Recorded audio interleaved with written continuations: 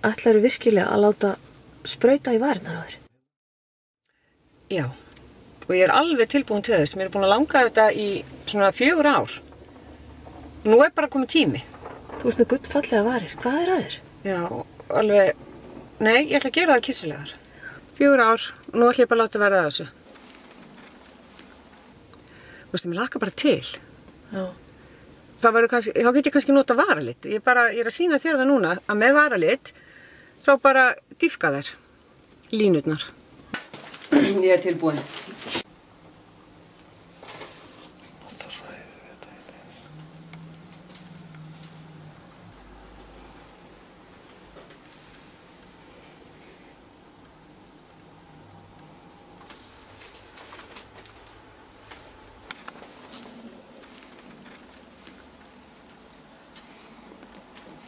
Aðeins í hindis og fá meiri fyllingu.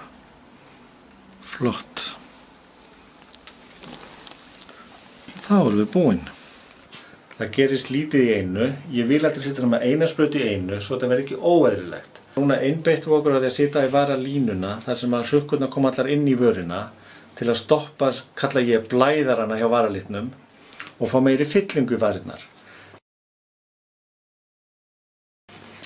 Nei, þetta nú það sem við köllum litla aðgerð, þó engin aðgerð sé lítil og mjög mikilvægt að vita að efni sem við erum að nota náttúrulegt fyllingarefni.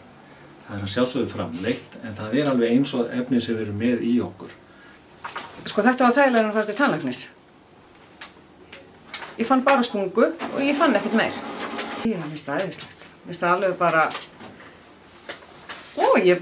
Já, mér líður rosalega vel. Þetta ótrúlegt. Hef ég vitað að þetta væri svona lítið mál, það hefði ég verið fyrir löngu farin. Er þér ekkert illt í þessu? Nei. Finnur eitthvað fyrir þessu? Ekki neitt. Ekki neitt. 4 ár, nú ætla ég bara að láta verða þessu. Ef maður búin að hugsa þetta svona lengi og þetta að trufla mann, getur ekki nota varalit, ég meina, drífa sig. Tími líður, lífið núna.